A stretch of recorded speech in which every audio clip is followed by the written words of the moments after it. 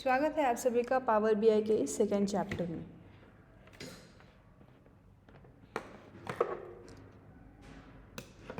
अभी पिछली वाली वीडियो में हमने देखा था कि हम पावर बीआई क्यों यूज़ करते हैं, किस लिए यूज़ करेंगे, उसके थोड़े एडवांटेजेस भी डिस्कस किए थे।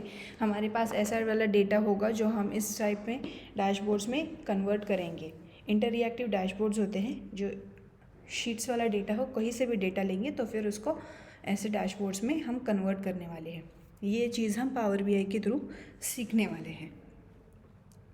फिर हमने देखा था कि क्या होता है power BI, like what is power BI. तो पावर बीआई एक बिजनेस इंटेलिजेंस टूल है जो माइक्रोसॉफ्ट ने डेवलप किया था।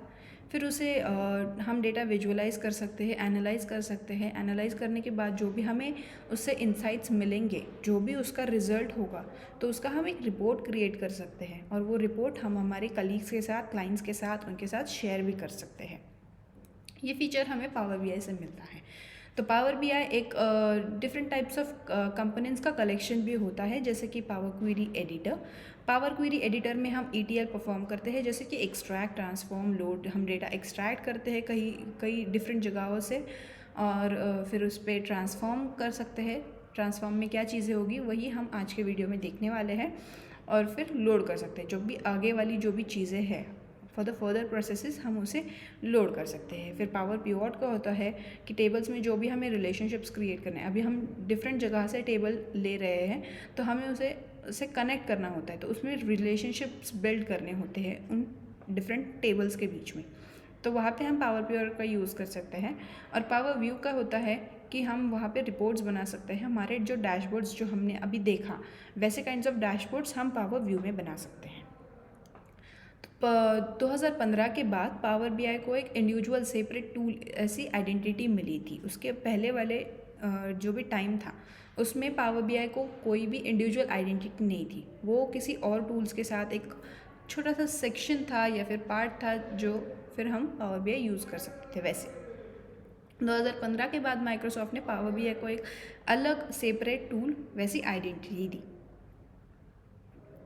पावर बीआई ये mostly used business intelligence tool है। क्योंकि अभी आप देख सकते हैं कि गार्टनर एक कंपनी है जिसने पावर जो बिजनेस इंटेलिजेंस टूल्स को रैंकिंग देती है, ठीक है। तो गार्टनर इस कंपनी ने लगातार 2 या फिर 3 साल से पावर बीआई को एक टॉप बिजनेस इंटेलिजेंस टूल की आइडेंटिटी दी है। और पावर बीआई ने ये जो रिकॉर्ड है वो मेंटेन भी करके रखा है 2-3 सालों से लगातार। पहले टेबुलो था, फिर अभी पावर बीआई ये जो टॉप बिजनेस इंटेलिजेंस टूल बन गया है। उसका रियल टाइम डेटा को विजुअलाइजेशन करना वो एक फ़ीचर है। फिर हम डिफरेंट माइक्रोसॉफ्ट जो टूल्स है, जो पॉपुलर टूल्स है माइक्रोसॉफ्ट के, वहाँ से डेटा कनेक्ट कर लेते हैं। फिर हमने देखा था कि डेटा कनेक्टर्स क्या होते हैं। उसके बाद हमने पावर बीआई को डाउनलोड भी किया था, इंस्टॉल भी किया था, उसका प्रॉपर सेटअप भी किया था।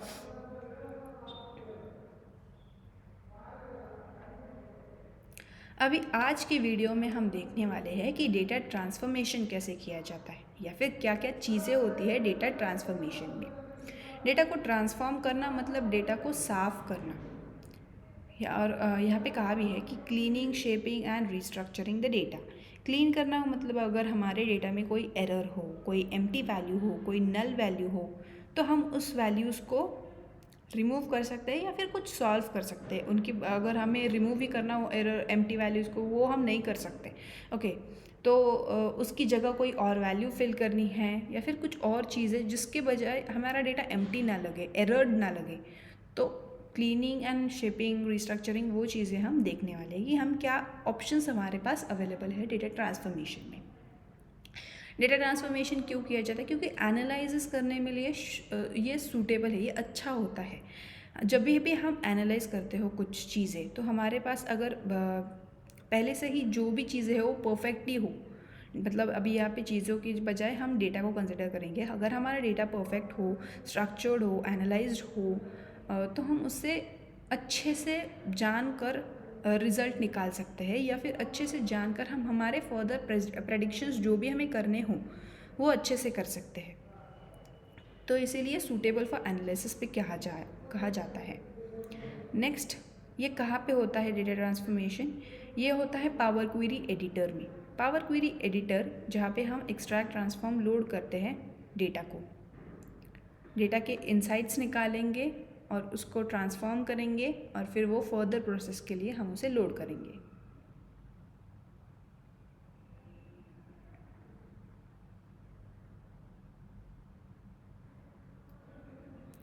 तो ये जब हम पावर BI डेस्कटॉप में जाते हैं तो ये कुछ हमारे ऐसा इंटरफेस दिखने को मिलेगा।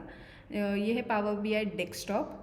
डेस्कटॉप और एडिटर, पावर क्वेरी एडिटर, ये दोनों अलग चीज़ें हैं, ठीक है। तो ये हम जान लेंगे। यहाँ पे जो भी चीज़ें जैसे कि होम है, ये ओपन है, ये इंट्रो वाली फ़ाइल है। इंट्रो वाली फ़ाइल आप पढ़ सकते हैं अगर आप first time power BI desktop use कर रहे हो। ऑप्शन एंड सेटिंग्स में जब हमने क्लिक किया था तो हमने लोकली के साथ हमारी सेटिंग्स को, मतलब पावर BI की सेटिंग्स को चेंज किया था। और वो क्यों ज़रूरी होता है, क्योंकि हमें डेट एंड टाइम नंबर्स पे जब काम करते हो तो उसके वक्त हमें ज़रूरी पड़ता है वो। Gate data from other samples, मतलब हमें अगर डेटा सिर्फ प्रैक्टिस करनी हो तो पावर BI खुद से भी हमें एक सैम्पल डेटा देता है जो हम उसे यूज़ कर सकते हैं।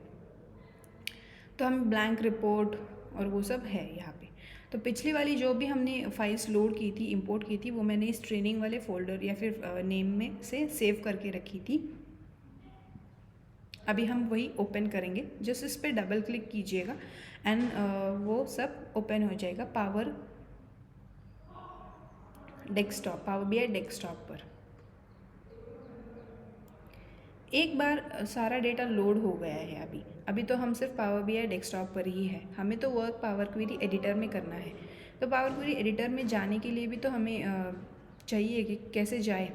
और ये हमने कैनवस एरिया है हमारा, विजुअलाइजेशंस और रेस्ट ऑफ द थिंग्स थी, रिबन था एंड ये सारा वो डेटा है जो हमने पिछली बार लोड किया था। ये विजुअलाइजेशन वाली थिंग्स हैं जो हम बाद में, जब हम डेटा पूरा क्लीन कर लेंगे, मॉडल बना लेंगे उसके बाद हम इस विजुअलाइजेशन पेन्स पे आ जाएंगे।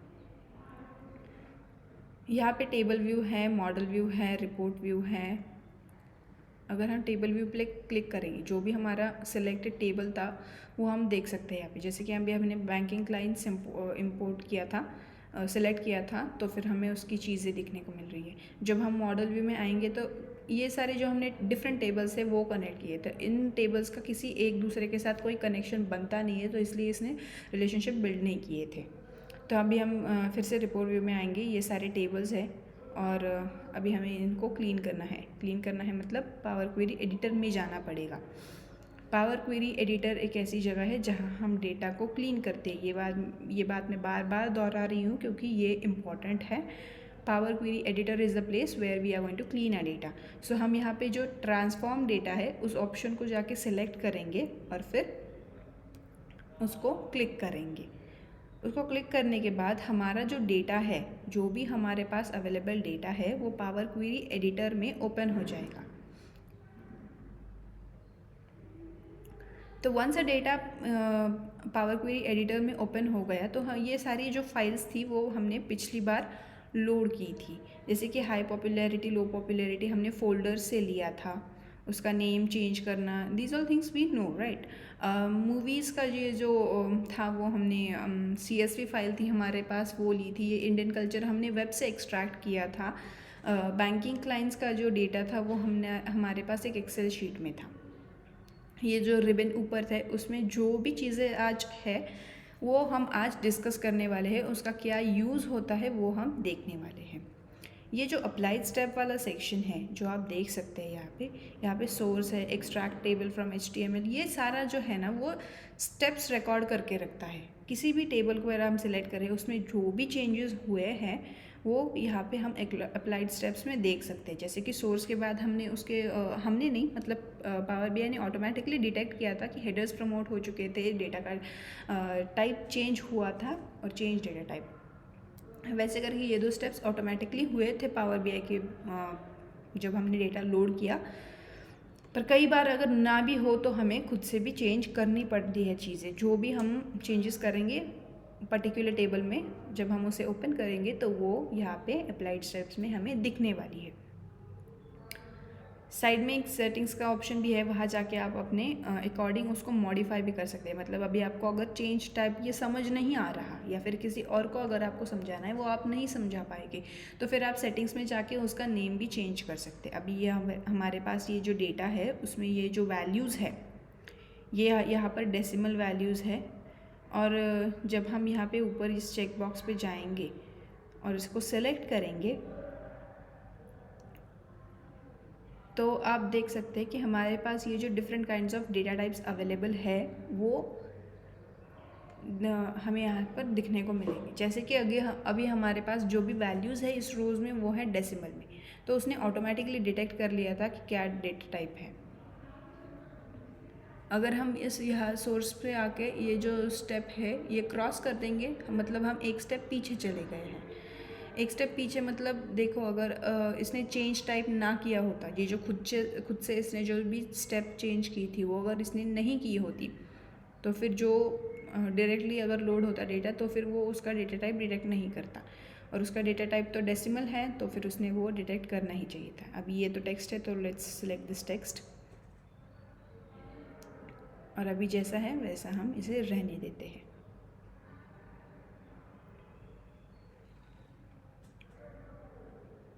अगर हमें किसी कॉलम का नेम चेंज करना हो तो हम उस पर डबल टाइम सिलेक्ट करेंगे, डबल टैप करेंगे और फिर उसका नेम हम मैन्युअली चेंज कर सकते हैं। अभी इसमें कॉलम 1 कॉलम 2 तो प्रॉपर हेडर्स है नहीं, प्रॉपर नेम्स तो है नहीं उस टेबल्स के, तो हम उसका नेम चेंज कर लेंगे।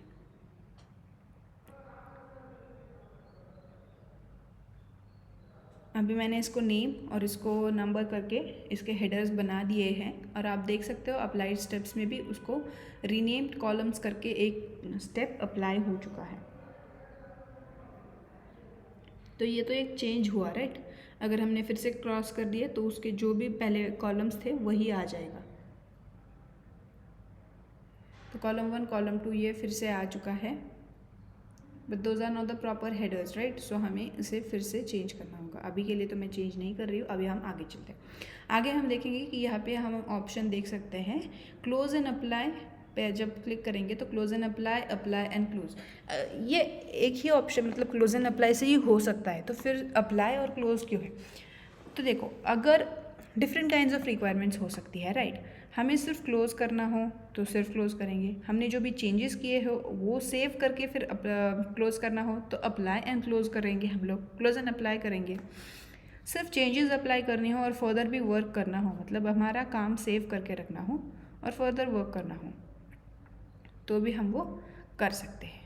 अभी क्विकली ये नेम अभी चेंजेस किए नहीं थे इसलिए मैंने ये नेम चेंज किया है अभी। तो अभी मैं क्लोज एंड अप्लाई कर सिलेक्ट करूँगी, फिर आप देखना जिस भी टेबल में मैंने चेंजेस किए हैं वो वहाँ पे लोड होंगे। तो अभी हम सिंपली क्लोज एंड अप्लाई पे सिलेक्ट करेंगे।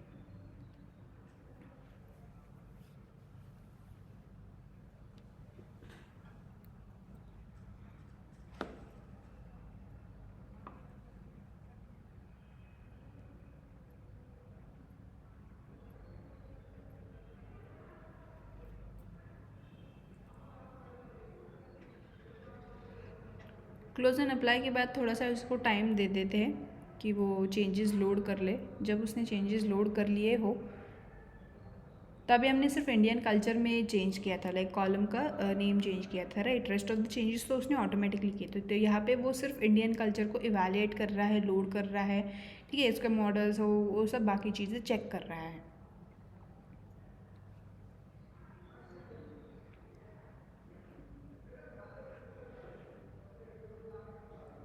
अभी हम फिर से ट्रांसफॉर्म डेटा करके हमारे पावर क्वेरी एडिटर में चले जाएंगे और फिर बाकी की चीज़ें देखेंगे।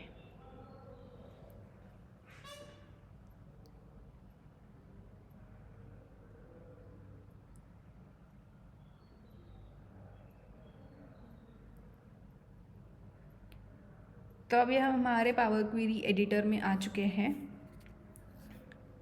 अभी यहाँ पे जो है न्यू सोर्स मतलब हमें अगर हम काम कर रहे हो और काम के बीच में हमारे पास कोई नई फाइल आई तो हमें वो नई फाइल कैसे ऐड करनी है। ये तो सारे गेट डेटा वाले जो भी ऑप्शंस थे, डेटा कनेक्टर्स थे, वही है। जस्ट न्यू सोर्स पे क्लिक करेंगे और फिर जो भी हमें फ़ाइल थी हमारी जहाँ पे भी सेव्ड हो वहाँ से हम उसे पिक कर लेंगे। सेलेक्ट कीजिए, ये अभी मैंने ये सेल्स डेटा सिलेक्ट किया है और फिर ओपन करना है। ओपन करने के बाद वो डायरेक्टली पावर क्वेरी एडिटर में ही ओपन हो जाएगा। उस पर कुछ तो चेंजेस अप्लाई हो गए या फिर ना हो, ये यहाँ से नेविगेटर के बाद तो हमें पता है, नेविगेटर में हम प्रीव्यू देख सकते हैं, पर प्रीव्यू कब देख सकते हैं और या ये ओके वाला ऑप्शन भी कब, जब हम इस चेक बॉक्स को सिलेक्ट करेंगे, राइट। अभी तो ये चेक बॉक्स सिलेक्ट नहीं है, तो लेट्स सिलेक्ट इट। तो चेक बॉक्स सेलेक्ट करने के बाद हमारे डेटा में क्या क्या ऑप्शंस हैं, मतलब हमारे पास डेट है, प्रोडक्ट है, कैटेगरी है, वो तो हम पावर क्वेरी एडिटर में भी देख लेंगे, ठीक है। तो अभी के लिए ओके क्लिक करके चलते हैं हमारे पावर क्वेरी एडिटर में। ये जब पावर क्वेरी एडिटर में ओपन होता है तो देख लेना कि यहाँ पे नेविगेशन के बाद हेडर्स प्रमोट हो चुके हैं और चेंज टाइप हो चुका है। चेंज टाइप मतलब डेटा टाइप इसने ऑटोमेटिकली डिटेक्ट कर लिया है, मतलब वैल्यूज़ अगर टेक्स्ट में हो तो टेक्स्ट है, अगर डेसिमल में हो, अगर डेट में हो, ठीक है, वैसे उसने ऑटोमेटिकली डिटेक्ट किया है and it has change the type. अगर आपको देखना है कि आपके पास कितने types of data types available है, डेटा के हेडर्स के कितने टाइप्स अवेलेबल है, तो आप उस चेकबॉक्स को सिलेक्ट करके देख सकते हैं। डेसिमल नंबर है, फिक्स डेसिमल नंबर है, वोल नंबर है, परसेंटेज है, डेट टाइम है, डेट है, टाइम है, डेट टाइम जोन है। मतलब अगर एक ही कॉलम में आपके पास डेट भी हो, टाइम भी हो, तो उसे हम date type header data type select कर सकते हैं। डेसिमल मतलब पॉइंट्स में नंबर्स हो, फिक्स डेसिमल हम प्राइस और उसके लिए यूज़ कर सकते हैं। वोल नंबर मतलब पॉजिटिव नंबर्स लाइक 1 2 3 4, तो वो वाले पॉजिटिव नंबर्स होंगे। परसेंटेज तो हमें पता है, अगर हमारे पास कोई वैल्यू, किसी रो में कोई वैल्यू परसेंटेज में हो, किसी कॉलम की एक पर्टिकुलर वैल्यूज़ जो परसेंटेज में हो, तो हम उसे परसेंटेज वाला डेटा टाइप दे सकते हैं।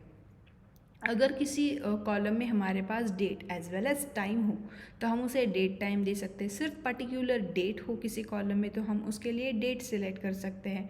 अगर किसी पर्टिकुलर कॉलम में हमारे पास टाइम हो तो हम उसके लिए सिर्फ टाइम वाला कॉलम, टाइम वाला डेटा टाइप सिलेक्ट कर सकते हैं। अभी डेट टाइम तो है ही, लेकिन टाइम जोन भी होता है, अगर वो भी हमारे पास अवेलेबल है तो वेल एंड गुड, हम उसको भी यूज़ कर लेंगे, उसका भी एक कॉलम बना लेंगे एंड यूज़ कर लेंगे। ड्यूरेशन का भी एक डेटा टाइप है, अगर हमारे पास सेकेंड्स है, आवर्स है, मिनट्स है, वो सारी चीज़ें हैं, ड्यूरेशन है किसी का तो वो भी हम यूज़ कर लेंगे, उसके भी अलग अलग फीचर्स है। टेक्स्ट है true falls in the sense कि अगर हमारे पास हाँ या ना ही में ही वैल्यूज़ हो तो हम उसके यूज़ कर सकते हैं। बाइनरी 0 एंड 1, अगर वैल्यूज़ हो किसी की, हमारे पास 0 और 1 में ही हो उस वैल्यू कॉलम में वैल्यूज़, तो हम उसका बाइनरी भी डेटा टाइप दे सकते हैं। तो इतने काइंड्स ऑफ डेटा टाइप्स हमारे पास प्रेजेंट है पावर बीआई के अंदर। अभी इसने तो ऑटोमेटिकली सिलेक्ट किए हैं, लेकिन कई बार ऐसा हो सकता है कि पावर बीआई डेटा टाइप को डिटेक्ट करने में फेल हो सकता है, या फिर अगर ऐसा भी हो कि हमने कोई भी टेबल अगर खुद से बनाया हो तो वहाँ पे हमें डेटा टाइप भी खुद ही सेलेक्ट करने पड़ते हैं। आगे हमारे पास है रीसेंट सोर्सेस। रीसेंट सोर्सेज का मतलब उसके नेम में ही पता चलता है कि रीसेंट मतलब जो भी यूज़ किया हो, अभी जो यूज़ किया है। अभी हमने इससे पहले डेटा वाली सेल्स डेटा वाली फ़ाइल हमने गेट डेटा के न्यू सोर्स कनेक्ट करने के वक्त हमने वो ली, तो उसने फर्स्ट नंबर पे गेट सेल्स डेटा वाली फाइल्स दिखाई। तो जो भी हमने रिसेंटली सोर्सेज यूज़ किए, सोर्स इन द सेंस जो भी डेटा हमने रिसेंटली लोड किया है वो उसका ये बता देगा। अगर एक्सेल से किया है, एक्सेल से, वेब से हो तो वेब से, वो सारी चीज़ें हमें रिसेंट सोर्सेज में देखने को मिलती है। नेक्स्ट हमारे पास है एंटर डेटा। तो ये एंटर डेटा मैन्युअली एंटर करना पड़ता है हमें डेटा। अगर हमारे पास कोई ऐसी समझो अगर हमारे पास कोई ऐसी सिचुएशन आ गई कि हमारे पास एक पहले से एम्प्लॉयज़ का एक टेबल है और एक या फिर 2 एम्प्लॉयज़ ऐड हो गए उसमें, तो उनकी इन्फॉर्मेशन तो हमारे पास पूरी है पर उसे उस टेबल में या फिर उस डेटाबेस में ऐड करनी हो, तो उस वक्त हम ये एंटर डेटा वाला टेबल यूज़ कर सकते हैं, राइट। उसमें अगर हमें कॉलम्स ऐड करने हो तो सिंपली उस पर क्लिक करो और ये फिर ये ऐसा इंटरफेस क्रिएट टेबल का आ जाएगा। तो यहाँ पे बस उसके ऐड कॉलम्स करके उसके सारी इन्फॉर्मेशन फिल कर देनी है, जैसे कि कॉलम नंबर 1 में, कॉलम नंबर 2 में। अभी तो मैं ये सिर्फ मैन्युअली कोई तो एक टेबल क्रिएट कर रही हूँ। I am really bad with the values, okay. So इसको सीरियसली मत लेना ये टेबल। पर अभी हम एग्जाम्पल के लिए ये टेबल ले लेते हैं। जैसे कि कॉलम 1 में अगर मैंने 1 2 3 वाली वैल्यूज़ ले ली तो मुझे पता है कि ये वैल्यूज़ मतलब ये कोई डेसिमल नहीं है, कोई डेट नहीं है, तो ये कौन सी वैल्यूज़ है, ये तो होल नंबर है, राइट, पॉजिटिव वाले होल नंबर से। तो मैं इसको डेटा टाइप भी दे दूँगी। अभी तो मैं कॉलम के नेम नहीं चेंज करने वाली, जैसे है वैसे रहने दो। पिंक, येलो, ग्रीन, ये मैंने सिंपल वैल्यूज़ ले ली है, ये उसका काउंट ले लिया है। अगर मेरे पास कलर्स है तो ये इतने हैं, वैसे करके मैंने ये सिंपल टेबल क्रिएट किया है। ओके, अभी इस टेबल को नेम दे देते। टेबल तो ये अच्छा नेम है नहीं, अभी मुझे टेबल का नेम कोई अच्छा सा आ नहीं रहा है, तो मैं इसको कुछ तो एक नेम दे देती हूँ टेबल को। जैसे कि इसको कुछ भी नेम दे दो, अब ये फ्ला दे दो, कोई कलर्स दे दो, कुछ भी दे दो अभी नेम इसको। ओके, मैंने ये फ्लावर नेम दे दिया है इसको, और फिर ओके क्लिक कर दो। तो हमारा फ्लावर करके एक नया टेबल क्रिएट हो चुका है, जिसमें हमने जो भी वैल्यूज़ मैन्युअली एंटर की थी वो भी है। इसने खुद से डेटा टाइप तो डिटेक्ट कर लिया है, लेकिन कॉलम के जो नेम्स देखो, अब कॉलम 1, कॉलम 2, कॉलम 3, ये तो कोई प्रॉपर कॉलम नेम्स है नहीं, वो हम बाद में चेंज करेंगे, या फिर अभी हमें पता है कॉलम की नेम्स कैसे चेंज करने, तो हम डबल क्लिक करके वो भी चेंज कर सकते हैं।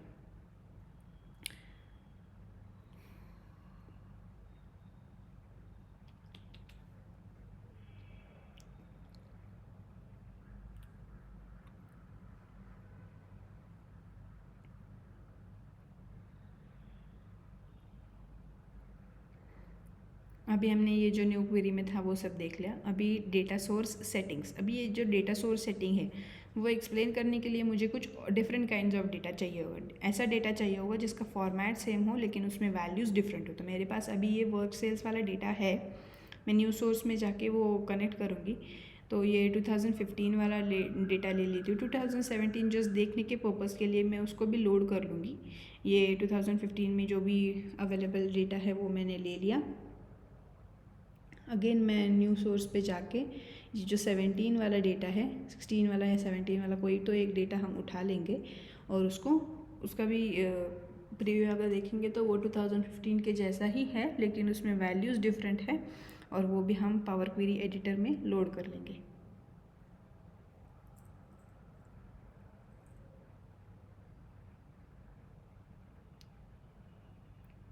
तो ये हमारे पास डेटा है, उसमें भी 2015 वाले डेटा में भी ऑर्डर डेट है, स्टॉक डेट है, ऑर्डर नंबर है, प्रोडक्ट की है, ये सारी चीज़ें प्रेजेंट है। 2017 वाले डेटा में भी वही सारी चीज़ें प्रेजेंट हैं, पर वैल्यूज़ अलग है। ओके, आप डेट को भी देख लो तो भी वैल्यू उसमें आप समझ जाओगे कि वैल्यूज़ अलग है, लेकिन format, type of the format, data type format जो है वो सेम ही है।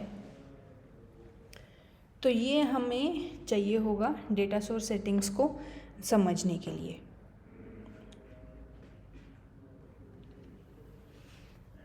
तो अभी आप ये डेटा सोर्स सेटिंग्स पे क्लिक करो और फिर आपको दिखेगा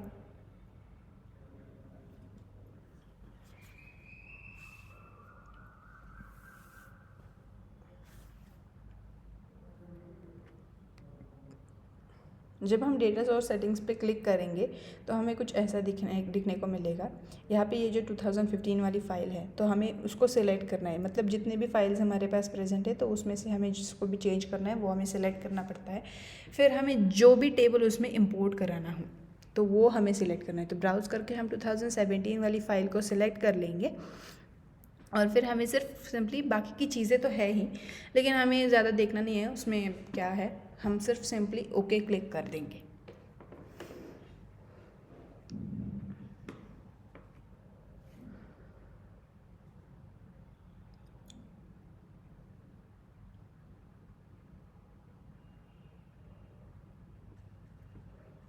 अभी इसको हम ओके कर देंगे। तो अभी तो हमने लोड तो किया, चेंज किया, ओके भी किया, तो फिर ये चेंज दिख क्यों ना है? मतलब 2015 वाला है तो 2015 का ही डेटा दिख रहा है उसमें, हमें तो 2017 का एक्सपेक्ट था, राइट। तो मैंने डेटा सोर्स सेटिंग्स के बाद मैनेज पैरामीटर्स, और मैनेज पैरामीटर्स के बाद ये जो रिफ्रेश प्रीव्यू है उस ऑप्शन को हमें सिलेक्ट करना है। रिफ्रेश प्रीव्यू में जब हम सेलेक्ट करेंगे तो आप देखोगे कि प्रीव्यू इसका रिफ्रेश हो चुका है। तो अभी अगर 2015 वाला डेटा ही सिलेक्टेड है और उसमें हम 2017 वाली वैल्यूज़ देख रहे हैं, और 2017 में देखोगे तो वो भी वही है। तो ये हम डेटा सोर्स सेटिंग्स के साथ चेंज कर सकते हैं। और जो स्टेप्स हम 2015 में अप्लाइड स्टेप्स में देख सकते हैं वही स्टेप्स हम 2017 वाले डेटा में भी देख सकते हैं। नेक्स्ट हमारे पास है मैनेज पैरामीटर्स। अभी पैरामीटर्स का कंसेप्ट वो ज़्यादा इंपॉर्टेंट है नहीं, इसलिए मैं सिर्फ क्विकली शॉर्ट में एक पैरामीटर क्रिएट करके दिखाऊंगी। उसको हम जो भी नेम देना है हमें उस पैरामीटर को, तो हम उसको दे सकते हैं नेम। उसका कोई एडिशनल डिस्क्रिप्शन अगर हमें ऐड करना हो तो वो हम कर सकते हैं। इस वाले में हमें अभी मैं कुछ ऐड नहीं करने वाली। और उसका टाइप भी हमें यहाँ पे देखने को मिल सकता है। टाइप अगर चेंज करना हो तो वो कर सकते हो। कोई वैल्यू अगर सजेस्टेड वैल्यू है, करंट वैल्यू कुछ तो एक चाहिए होगी वैल्यू, तो हम उसमें एक करंट वैल्यू दे देते हैं and we will click okay.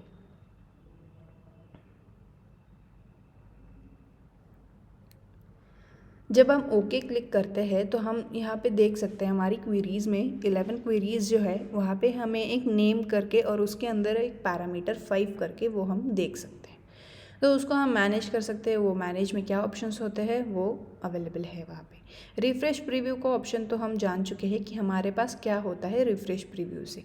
Refresh preview के अंदर भी एक सब ऑप्शंस अवेलेबल है, पर अभी हम उसमें जाने नहीं वाले।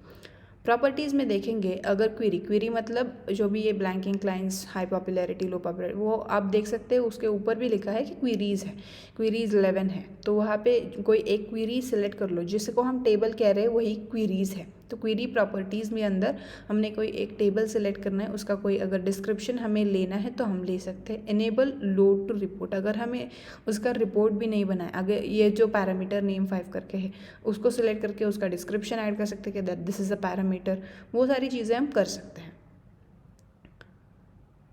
प्रॉपर्टीज़ के बाद हमारे पास नेक्स्ट है एडवांस्ड एडिटर।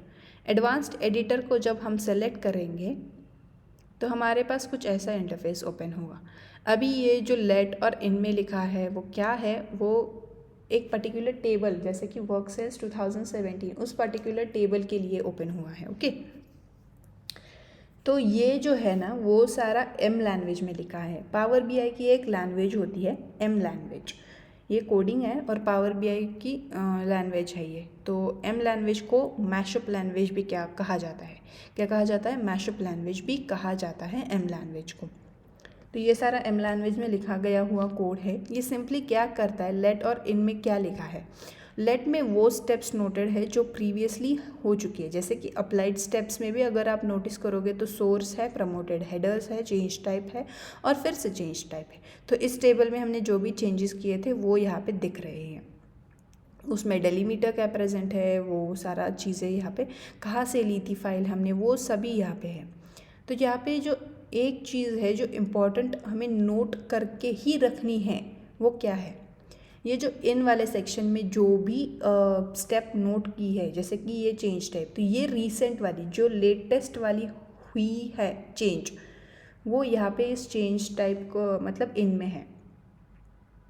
तो यहाँ पे भी देख सकते हो आप, source, promoted headers, change type, फिर से चेंज टाइप था लेकिन अभी इसमें दिखाया नहीं था। चेंज टाइप ये रिसेंट वाली हुई स्टेप है। अगर आपको एम लैंग्वेज आती हो तो आप यहाँ से भी उसको चेंज कर सकते हो या फिर मतलब कोड कर लो और फिर बाकी के तो डेटा क्लीनिंग तो होता ही जाए रहेगा, ठीक है। पर हमें सिंपली ये कोडिंग तो अभी करनी नहीं है, हम डायरेक्टली ये ड्रैग एंड ड्रॉप वाला इंटरफेस या फिर जो सामने है उसे यूज़ करके हम चेंज कर लेंगे, वो सिंपल है ज़्यादा। अगर आपको कोडिंग सिंपल लगती हो तो आप ये भी कर सकते हो, ठीक है। तो यहाँ पे जो इम्पोर्टेंट बात नोट करके रखनी है वो है पावर बीआई की लैंग्वेज एम लैंग्वेज है, इसको मैशअप लैंग्वेज कहा जाता है। No syntax errors have been detected, ये भी आप देख सकते हो नीचे, इसमें कुछ सिंटैक्स एरर है नहीं, ओके, क्योंकि वो तो खुद से ही की गई है तो क्या एरर्स आएंगे, राइट। और जो भी रिसेंट स्टेप हैं वो इनमें होती है, लेट में वो भी वो सारी स्टेप्स होती है जो हमने प्रीवियसली की हुई होती है, ओके। तो वो आपको यहाँ पे ध्यान रखना है और फिर हम चलते हैं आगे।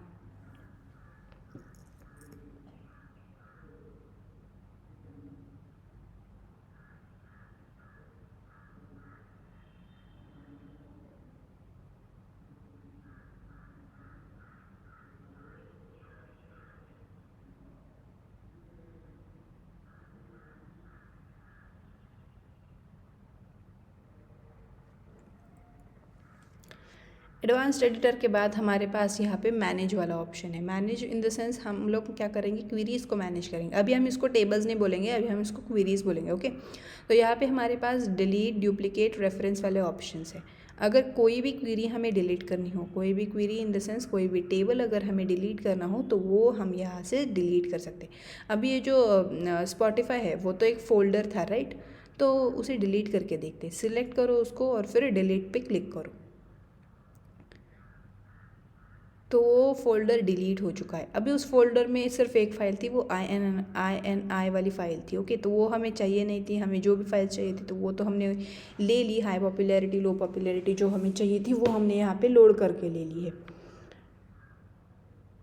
अभी अगर किसी कॉलम का या फिर किसी क्वेरी का हमें डुप्लिकेट बनाना हो, मतलब होता है ना कि ओरिजिनल वाला हमें सेफ ही रखना है, कुछ तो ट्राई करना है, तो हम लोग किसी रफ़ पेपर पे वर्क कर लेंगे, वैसे टाइप होता है। तो इसलिए हम क्या कर सकते हैं, जो भी ओरिजिनल डेटा उसे सेफ रखने के लिए हम लोग क्या कर सकते हैं, उसका डुप्लिकेट क्रिएट कर उस पर वर्क कर सकते हैं।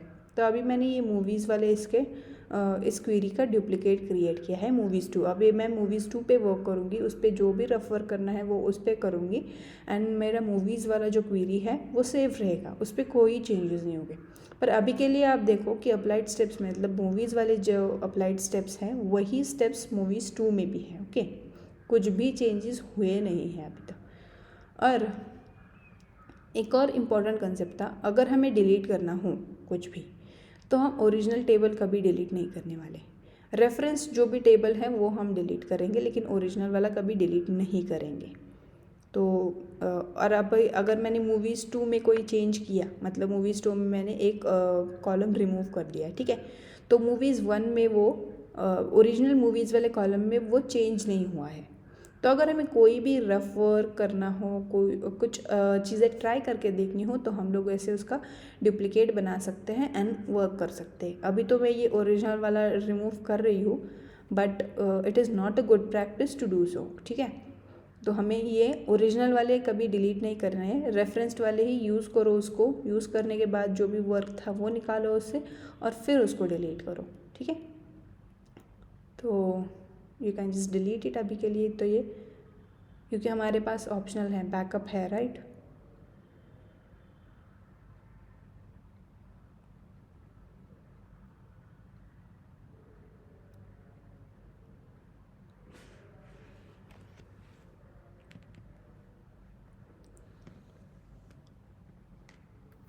तो अभी जो नेक्स्ट कंसेप्ट है,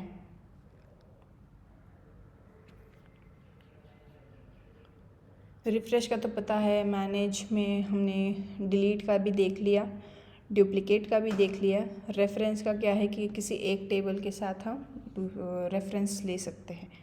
वैसे होता है न्यू क्वेरी क्रिएट कर सकते हैं, मतलब एक टेबल से दूसरी क्वेरी कर सकते हैं। अभी हम ये मैनेज कॉलम्स में आएंगे।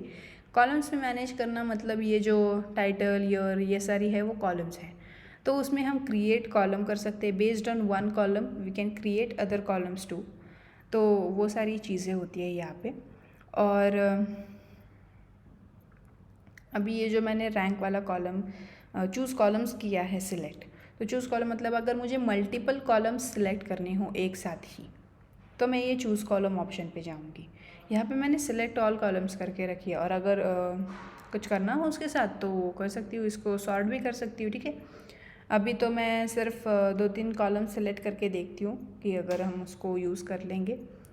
होता है ना कभी कभी हमें मल्टीपल कॉलम्स भी सिलेक्ट करनी पड़ती है, और उसको कुछ तो चेंजेस मल्टीपल एक साथ ही अप्लाई करना पड़ता है। जैसे कि अगर डुप्लीकेट हो, रिमूव डुप्लीकेट होता है ना, उस पर हम मल्टीपल मतलब फोल्ड टेबल सेलेक्ट करके फिर उसका डुप्लीकेट निकालते हैं, तो उस टाइम पे भी हमें मल्टीपल सेलेक्ट्स करने होते हैं। या फिर एक और ऑप्शन भी है, जैसे कि अगर हम शिफ्ट प्रेस करके रखें एंड देन सेलेक्ट करते गए कॉलम्स को, जैसे कि रैंक, ये मूवी आईडी, टाइटल, ये सारी जो है, तो वैसे भी हम मल्टीपली कॉलम्स सिलेक्ट कर सकते हैं। रिमूव कॉलम्स का भी ऑप्शन है हमारे पास। अभी रिमूव कॉलम्स में अगर हम जाएँ तो remove columns and remove rest of the other columns, वैसे करके 2 ऑप्शंस है। मतलब जो सिलेक्टेड है अगर वो रिमूव करनी है तो सिर्फ रिमूव कॉलम को करो, मतलब उस ऑप्शन के साथ जाओ। और अगर जो सिलेक्टेड है उसके अलावा अगर तुम्हें बाकी सारी कॉलम्स रिमूव करनी हो तो तुम सेकंड वाले ऑप्शन के साथ जाना, मतलब जो मैंने ये टाइटल सिलेक्ट किया था और रेस्ट ऑफ द कॉलम्स मुझे रिमूव करनी थी। तुम अप्लाई स्टेप्स में भी देख सकते हो कि रिमूव्ड अदर कॉलम्स कहा गया है, वहाँ पे जो सिलेक्टेड कॉलम है वो रख के बाकी सारे कॉलम्स को हमने रिमूव कर दिया है। वैसा ही सेम रोज़ के साथ भी है। अगर हमारे पास यहाँ कीप रोज़ एंड रिमूव रोज़ का भी ऑप्शन है, उसमें भी हमें क्या है कि कीप रिमूव रोज़ रिमूव टॉप रोज़, रिमूव बॉटम रोज़, वैसे वाले ऑप्शंस अवेलेबल है। अभी यहाँ पे आप देखो रैंक वाले, rank rows in the sense ये 1 2 3 वाले हैं ना, वो रोज़ है हॉरिजॉन्टल वाले।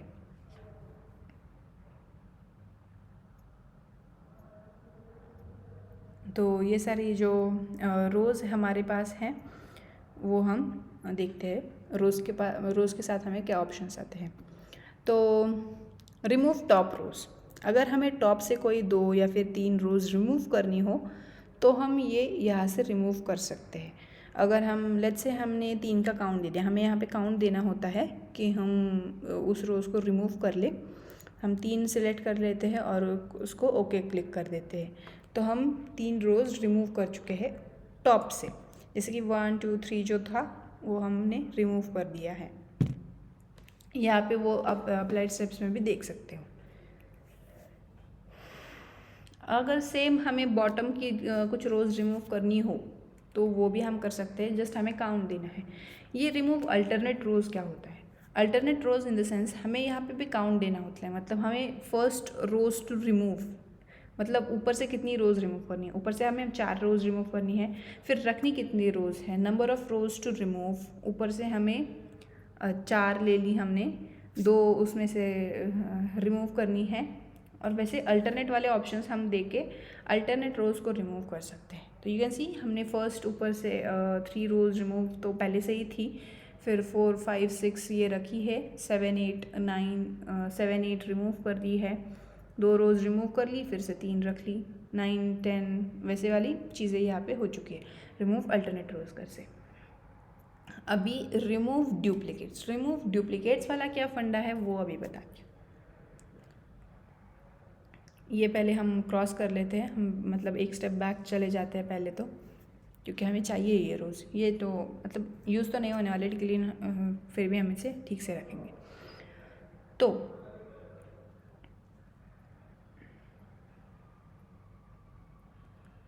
किसी रो में अगर सेम वैल्यूज़ हो तो देखती हूँ मैं 1 मिनट में। If in any table I am having common values, let me सी।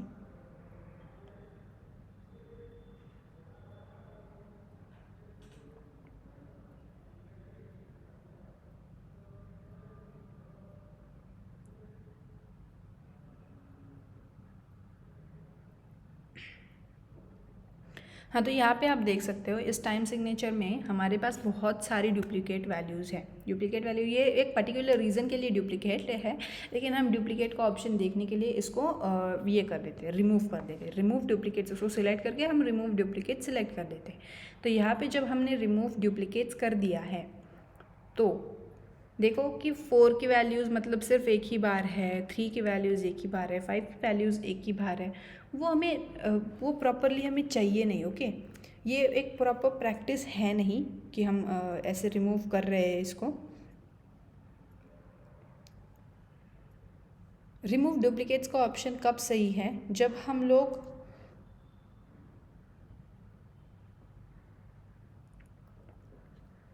तो ये रिमूव डुप्लीकेट्स हमें कब करना चाहिए? जब कोई हमारे पास यूनिक कॉलम हो, यूनिक आईडी हो, या फिर प्राइम नंबर्स हो, प्राइम नंबर्स नहीं, प्राइमरी की हो, सॉरी। तो अगर हमारे पास किसी कॉलम में प्राइमरी की हो और वहाँ पे हम कर देंगे तो वो that is the better option. ठीक है, अभी हम अगर ब्लैंक रिमूव करना है हमें तो हम सिर्फ ब्लैंक को सिलेक्ट करेंगे, उस पर राइट क्लिक करना था और ब्लैंक को सिलेक्ट करके हमने उसको रिमूव कर दिया है। पर ये तो पूरा कॉलम ही चला गया है। सिर्फ एक वैल्यू अगर एम्प्टी हो तो पूरा कॉलम, पूरा रो तो हमें नहीं निकालना चाहिए। तो वो हम एक स्टेप पीछे चले जाते हैं। फिर से जो हमने डुप्लीकेट्स निकाले थे वो भी हमें नहीं चाहिए, क्योंकि उसकी वजह से तो पूरा टेबल ही चला गया था। और वैसे हो सकता है डुप्लीकेट्स तो आ सकते हैं। तो good practices to remove duplicates, हमें क्या करना होता है कि पूरा टेबल ही सिलेक्ट कर लो और फिर डुप्लीकेट्स रिमूव कर लो। ये ज़्यादा इजी प्रैक्टिस होती है। या फिर इससे ज़्यादातर जो प्रॉपरली डुप्लीकेट्स ही है जो हमें नहीं चाहिए वही वाले रिमूव होंगे। तो ये हम रेड्यूस रोज के मदद से कर सकते हैं।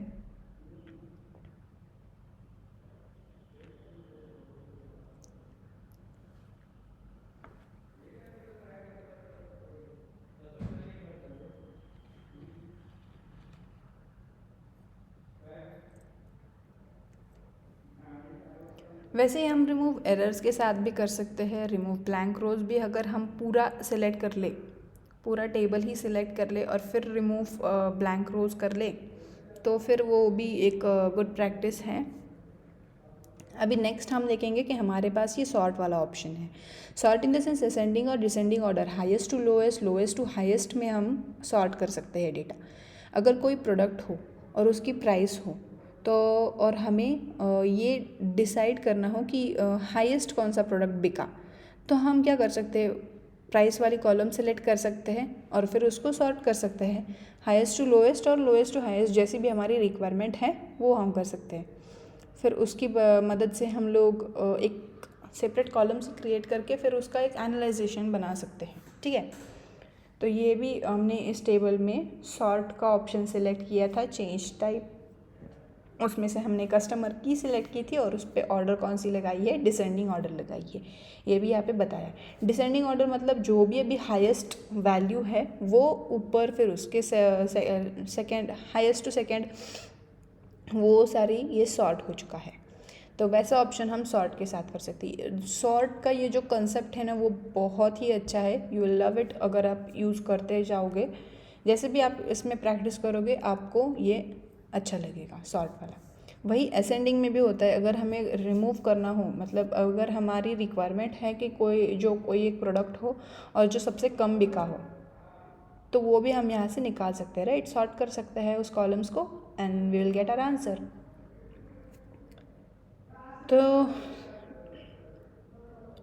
अभी तो, और जब हम ये सॉर्ट का ऑप्शन अप्लाई करेंगे तब आप अप्लाइड स्टेप्स में भी देख सकते हो। सॉर्टेड रोज़ का ये है। अभी तो हम इसको क्रॉस करेंगे, मतलब अभी हमें नहीं चाहिए ये सॉर्टेड, तो हम इसको नहीं रखने वाले।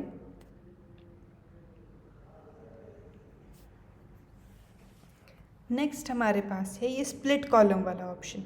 अब स्प्लिट्स कॉलम मतलब इसके नेम में ही है, स्प्लिट मतलब डिवाइड करना है, और वो जो सिंबल आइकन है वो भी दिखा रहा है स्प्लिट कॉलम क्या होता है। तो स्प्लिट कॉलम मतलब अगर हमें किसी एक कॉलम को दो हिस्सों में बांटना है, मतलब अगर एक कॉलम को हमें दो कॉलम्स में बांटना हो तो हम उसको यूज़ कर सकते हैं।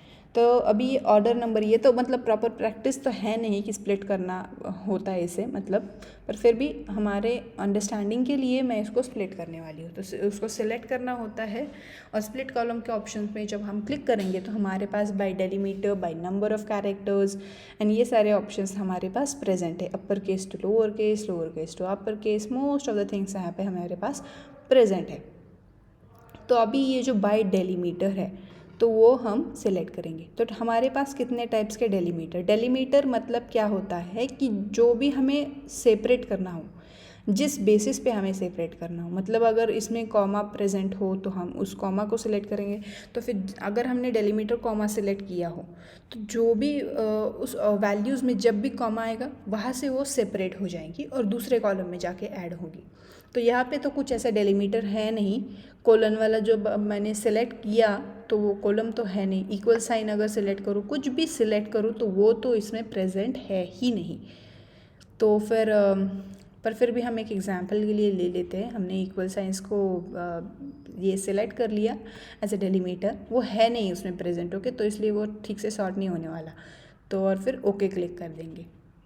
रेस्ट ऑफ द ऑप्शंस मैंने डिफ़ॉल्ट ही रखे थे। तो देखो एक नया कॉलम तो मतलब प्रेजेंट हो चुका है, स्प्लिट तो ये हो चुका है, पर ये जो हमने इक्वल साइन सिलेक्ट किया था वैल्यूज़ में वो इक्वल साइन ही नहीं है, तो फिर वो क्या वैल्यूज सेपरेट करेगा इक्वल्स के बाद, राइट। तो ये प्रॉपर प्रैक्टिस तो है नहीं, पर ये डेलीमीटर का कंसेप्ट है। हम एक और बार ट्राई करते हैं। अभी तो ये नल वैल्यू है तो ये हमें चाहिए तो नहीं है, फिर हम डिलीट भी कर सकते थे उसको, या फिर हम एक स्टेप बैक भी जा सकते हैं। तो हमने एक स्टेप बैक जाने का ऑप्शन सही लिया है, सेलेक्ट किया है। नंबर ऑफ़ कैरेक्टर्स, फिर से एक बार डेलीमीटर पर चलते हैं।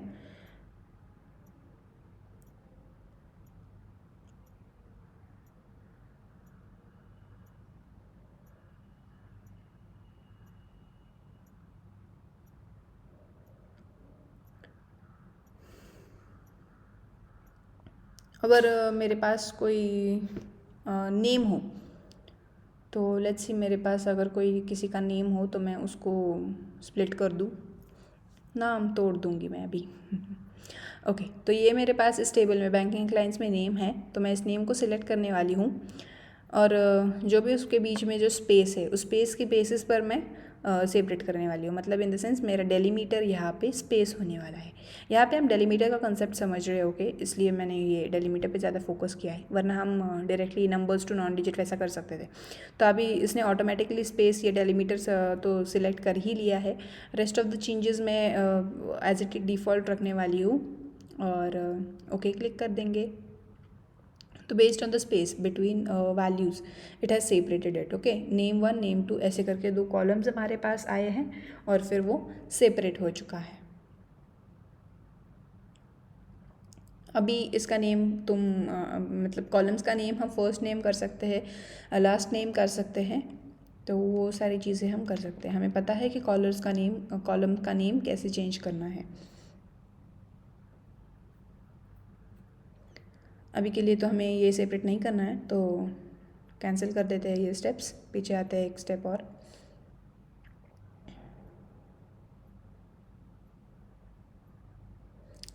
ये ऑर्डर नंबर जो है इसको हम देखते हैं हम क्या स्प्लिट कर सकते हैं। अभी ये डिजिट अभी है और कैरेक्टर्स भी है, राइट। ये प्रॉपर है, okay, order number is proper, हमें उसे चेंज नहीं करना चाहिए, लेकिन हम सिर्फ हमारी अंडरस्टैंडिंग पर्पज़ के लिए चेंज कर रहे हैं। तो हम यहाँ पे by digit to non digit वाला ये ले सकते हैं, लेकिन ये अभी एरर देगा क्योंकि ये नॉन डिजिट टू डिजिट है, राइट। मतलब पहले नॉन डिजिट है ना, वो text character SO is a text and उसके बाद डिजिट है, तो we are not going to go with that. Number of characters मतलब क्या होगा कि हम यहाँ पे जितने भी नंबर स्पेसिफाई करेंगे, अगर हमने 2 किया 3 किया तो हर 2 और या फिर 3 कैरेक्टर्स ऑकरेंस ऑफ कैरेक्टर्स के बाद वो स्प्लिट होता जाएगा। अभी मैंने अगर यहाँ पे 2 सिलेक्ट किया है और ओके किया, तो हर 2 कैरेक्टर्स के बाद वो स्प्लिट होता जाएगा, ठीक है। ऑर्डर और फिर कॉलम्स का नेम भी आप एक बार देख लो, ऑर्डर उसमें नंबर 1 ऑर्डर, फिर नंबर 2 ऑर्डर, फिर नंबर .3 वैसी चीज़ें हो रही है। तो ये तो हमें करना है नहीं, पर अगर इन केस करना पड़े तो हमारे पास ये भी ऑप्शन अवेलेबल है, वी शुड नो दिस, ठीक है। और फिर हम इसे क्रॉस कर देंगे क्योंकि हमें ये स्टेप चाहिए नहीं। किसी का ID ऑर्डर नंबर ये एक यूनिक नंबर होता है, तो इसे हम चेंज नहीं करने वाले हैं। नेक्स्ट हमारे पास ऑप्शन होता है ग्रुप बाय। ग्रुप बाय इसके नाम में ही सजेस्ट करता है कि ग्रुप करना है किसी चीज़ को, एक टीम बनानी है किसी चीज़ की, ठीक है। तो उसके लिए एक प्रॉपर टेबल देखते हैं पहले।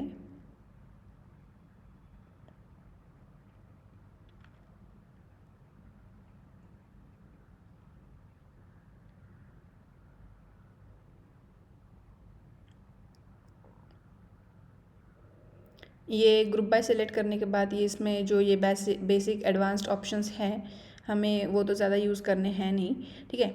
कॉलम 1 और फिर उसमें से हमें क्या चाहिए, किस चीज़ से हमें उसे ग्रुप करना है, ये एक बहुत इंपॉर्टेंट कंसेप्ट है, ओके। ग्रुप बाय का हमें ये बहुत हेल्प करता है। ये टेबल परफेक्ट नहीं था तो इसलिए मैंने ये लो पॉपुलैरिटी वाला टेबल सेलेक्ट कर रही हूँ। अभी इसमें ये जो प्लेलिस्ट नेम है वो सिलेक्ट कर लेती हूँ, ठीक है। तो अभी क्या है, जो भी मैंने कॉलम सिलेक्ट किया था और फिर ग्रुप बाय पे क्लिक किया तो फिर तो वो सिलेक्ट हो ही गए। फिर नेम, न्यू कॉलम नेम, जो भी हमें न्यू कॉलम का जो नेम चाहिए, अभी ये न्यू कॉलम क्रिएट करेगा, फिर उसका जो भी हमें नेम चाहिए तो उसको नेम आप स्पेसिफाई कर सकते हैं।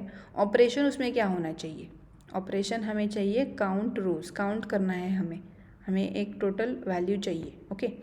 तो वैसे हम उसका नाम भी हमने काउंट ही दिया है इसीलिए, और फिर काउंट रोज़ करेंगे।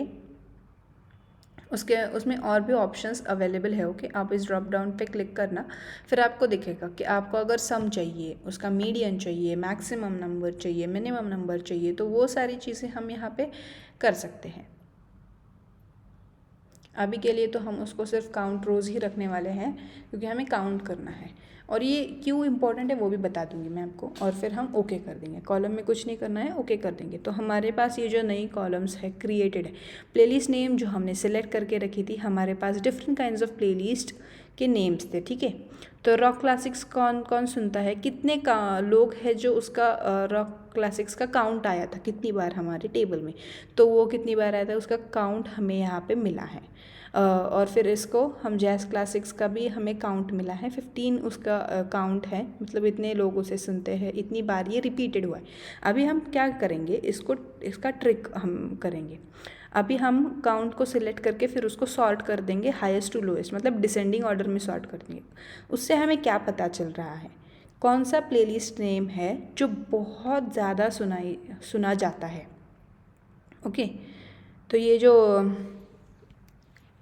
हाईएस्ट आया है वाइब्स करके, तो वो हाईएस्ट या फिर मोस्टली वो सुना जाता है, तो हम वैसे बना सकते हैं ज़्यादा और फिर उसको प्रमोट कर सकते हैं, राइट। तो ये तो हमें बिजनेस के लिए हमारे हेल्प हुआ।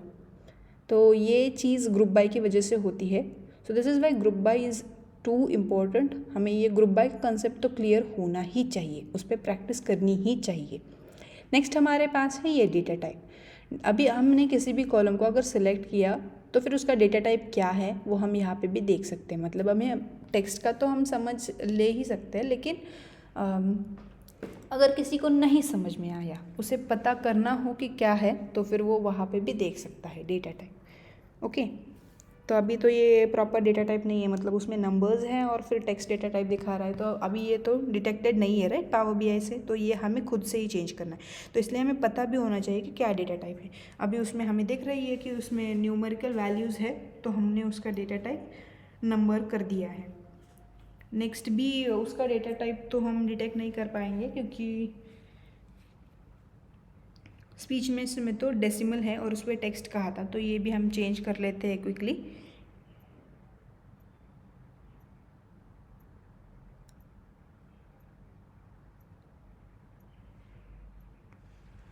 नेक्स्ट डांसेबिलिटी का भी डेसिमल होना चाहिए, तो ये भी हम कर लेते क्विकली बाद में, फिर ठीक है।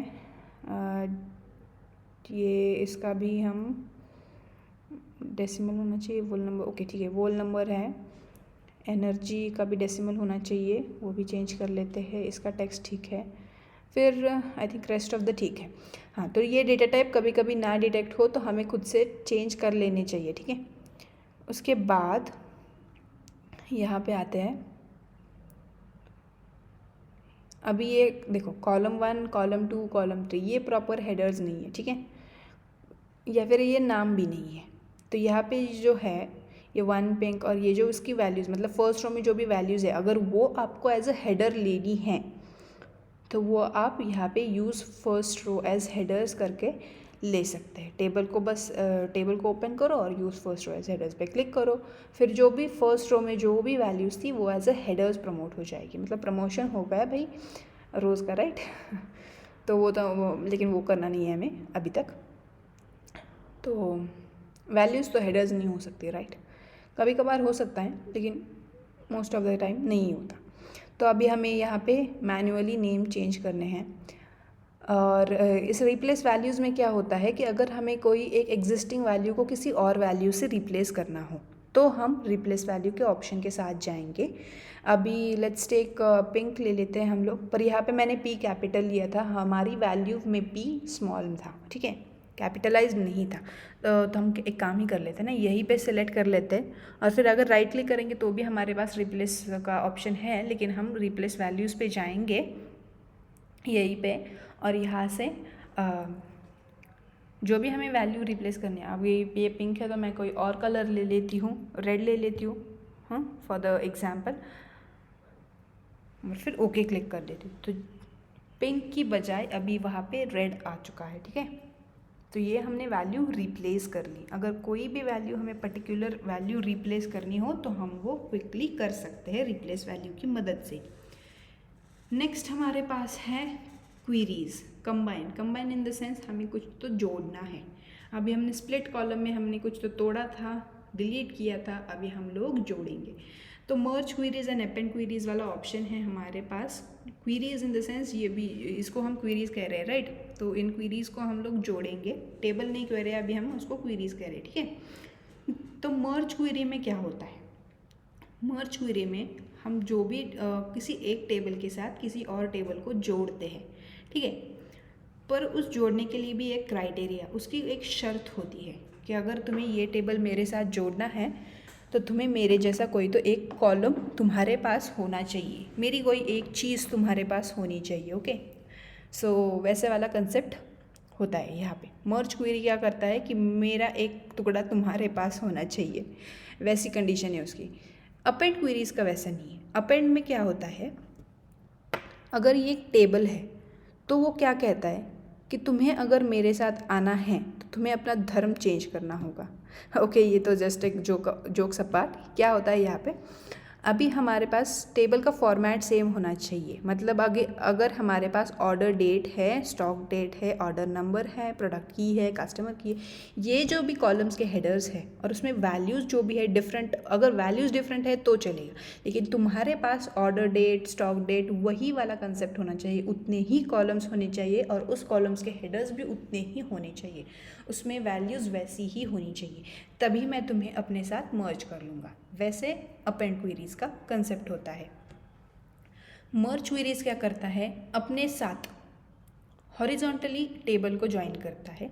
अपेंड क्वेरीज क्या करता है, अपने साथ टेबल को वर्टिकली ज्वाइन करता है, ठीक है।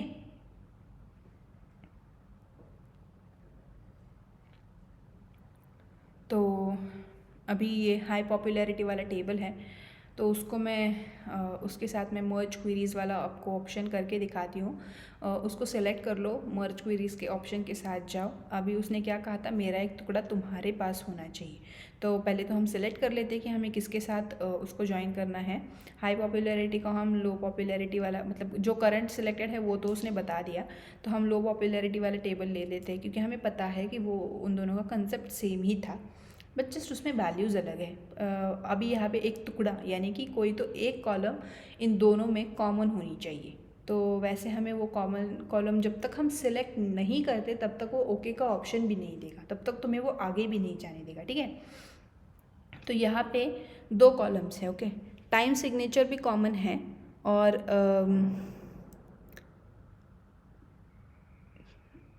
तो टाइम सिग्नेचर पर हमें नहीं लेना है। टाइम सिग्नेचर लेंगे क्योंकि वो कंसेप्ट ही अलग है, ठीक है। अगर तुम ये डेटा को पूरी तरह से जान लोगे तो हम टाइम सिग्नेचर नहीं ले सकते,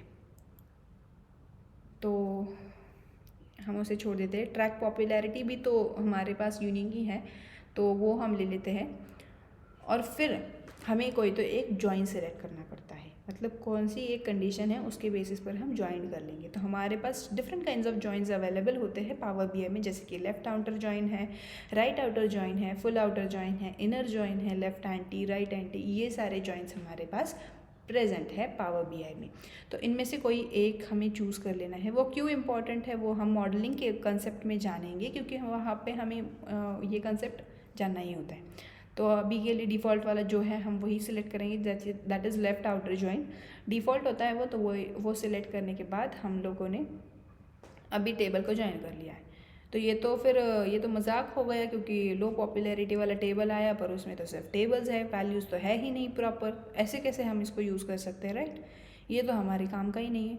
तो उस टेबल को सिलेक्ट नहीं करना है हमें, जो ये चेक बॉक्स है उसमें जो ये एक्सपांड का ऑप्शन है वो सिलेक्ट करना है। उस चेक बॉक्स पे सिलेक्ट करो, उसके बाद एक्सपैंड और एग्रीगेट का ऑप्शन होता है वहाँ पे, हमें वो नहीं, अभी तो उसको नहीं देखना है। अभी जितनी भी कॉलम्स सेकेंड टेबल में से जितनी भी कॉलम्स हमें चाहिए वही सिलेक्ट कर सकते हो। मतलब ये तो अच्छा है ना कि हमें जो चाहिए वही ले लो, बाकी का छोड़ दो, वैसे वाला कंसेप्ट है ये। अब जब नॉर्मलाइजेशन डीनॉर्मलाइजेशन पढ़ोगे ना तब आपको ये समझ में आएगा कि ये क्यों इम्पॉर्टेंट है, ओके। तो अभी हम सेलेक्ट कर लेते हैं जो भी हमें कॉलम्स चाहिए इस टेबल में। अभी देखो हमने प्राइमरी मतलब वो जो एक कॉमन कॉलम था वो तो सिलेक्ट किया, तो वो हम फिर से क्यों ले, राइट। तो उसको हम डीसेलेक्ट कर सकते हैं। उसको ना ले तो ट्रैक पॉपुलैरिटी वाला जो कॉलम था वो हम ना ही ले तो ठीक है ना, क्योंकि वो रिपीट हो जाएगा। तो इसीलिए ये सारी चीज़ें हमें समझनी होती है। यहाँ पे use original column name as prefix, तो ये यूज़ करके देखते हैं इसका क्या होता है।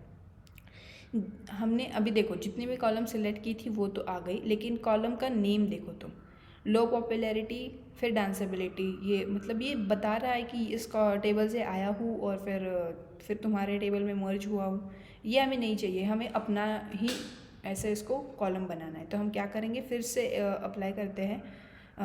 ये उस ऑप्शन की वजह से था जो हमने सेलेक्ट की थी ना कि use column name as prefix वाला जो ये, या फिर ये use original column name as prefix ये वाला। तो इस बार कॉलम को सिलेक्ट कर लेते हैं और इसको डीसेलेक्ट कर देते हैं। Use original column name as prefix, prefix in the sense हमें जो इस टेबल में उसका नाम था वही उसका नाम रहने दो, यहाँ पर आने के बाद भी हम नेम नहीं चेंज करेंगे, ठीक है। तो अभी ओके कर दो। ओके करने के बाद टेबल तो एक्सपांड होगा ही और उसके नेम भी देखो। अभी इसके आगे लो पॉपुलैरिटी, मतलब जो ओरिजिनल टेबल नेम था जहाँ से इनको लिया है वो ये नहीं दिखा रहे, ओके। तो ये होता है overall merge queries. Queries in the sense ये टेबल्स हैं, तो ये मर्ज क्वेरीज का ऑप्शन था। अभी नेक्स्ट हम देखेंगे अपेंड क्वेरीज। अपेंड क्वेरीज के लिए मैं क्या करती हूँ, अगर मुझे पॉसिबल होता है, मतलब देखते हैं हम अगर होता है कि नहीं। मैं क्या करती हूँ, मैं यहाँ पे देखो अभी बहुत सारी रोज़ है, 999 प्लस रोज़ हैं। कॉलम्स तो ठीक है 80 है, लेकिन अगर हम ट्राई करें कि रिमूव बॉटम रोज़, और बॉटम से इसको काउंट दे देते हैं कि लेट्स से हम 1000 रोज़ बॉटम से रिमूव कर दे, ओके।